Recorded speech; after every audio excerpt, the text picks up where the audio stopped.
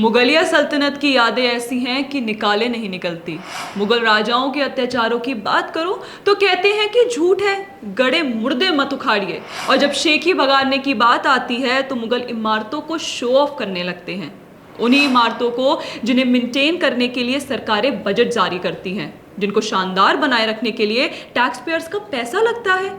उन्हें इस्लामिस्ट ऐसे show off करते हैं जैसे कि ये उनकी पर्सनल प्रॉपर्टी है और इनके टूरिज्म से निकला पैसा देश को मुगलों का दान है। नमस्कार, मैं श्रेया और आप देख रहे हैं द पैम्फलेट। दोस्तों, हाल ही में हिस्टोरिकल मॉन्यूमेंट के रेवेन्यू का डाटा आया तो उसे इस्लामिस्ट अकाउंट ने लहरा लहरा कर सोशल मीडिया पर घुमाया और कहते हुए दिखाई दिए कि देखो हिंदुओं, देखो कैसे बाबर की औलादें तुम्हें खिला रही हैं।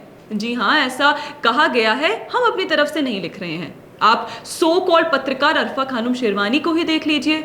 मुगल इमारतों से हुए रेवेन्यू का डेटा शेयर करते हुए उन्होंने लिखा कि बाबर की औलाद 5 वर्षों में भारत में सिर्फ 5 मुगल सरकारों ने 548 करोड़ रुपए से अधिक का राजस्व अर्जित किया।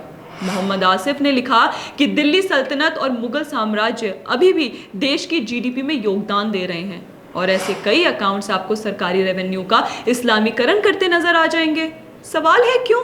ये इमारतें देश की हैं, यहीं बनी हैं, इसी देश के लोगों का खून पसीना बहा है इन्हें बनाने में। और आज सरकार टैक्स पेयर्स के पैसे से इनका रखरखाव कर रही है, तो ये बड़े बड़े दावे किस आधार पर है? क्या ये देश किसी मुगल इमारत से आए 98, 23 या 18 करोड़ रुपए से चल रहा है?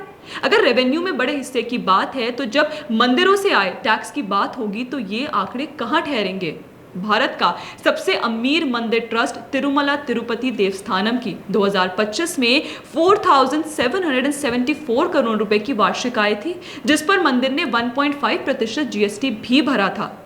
देश के सबसे अमीर मंदिरों में से एक तिरुवनंतपुरम के श्री पद्मनाभस्वामी मंदिर की कमाई 1 लाख करोड़ रुपए से ज्यादा है। जम्मू के कटरा में वैष्णो देवी मंदिर ने वित्त वर्ष 2024 में 638 करोड़ रुपए कमाए, जिसमें से 255 करोड़ रुपए चढ़ावे से आए जो कर मुक्त है और 133.3 करोड़ रुपए ब्याज से आए। टीडीडी के मामले में 4800 करोड़ रुपए की कमाई में से 1/3 से ज्यादा हुंडी संग्रह से आए। ये सब तो कुछ नहीं, पिछले ही साल अयोध्या में श्री राम लला की प्राण प्रतिष्ठा हुई है और साल भर में राम मंदिर में लगभग 700 करोड़ से ज्यादा सालाना आय रिकॉर्ड की गई है।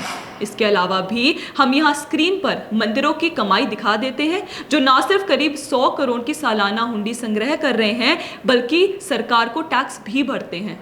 अन्य किस धर्म के पूजा घर सरकार को टैक्स देते हैं? ये सवाल पूछने पर अलग विवाद खड़ा हो जाएगा।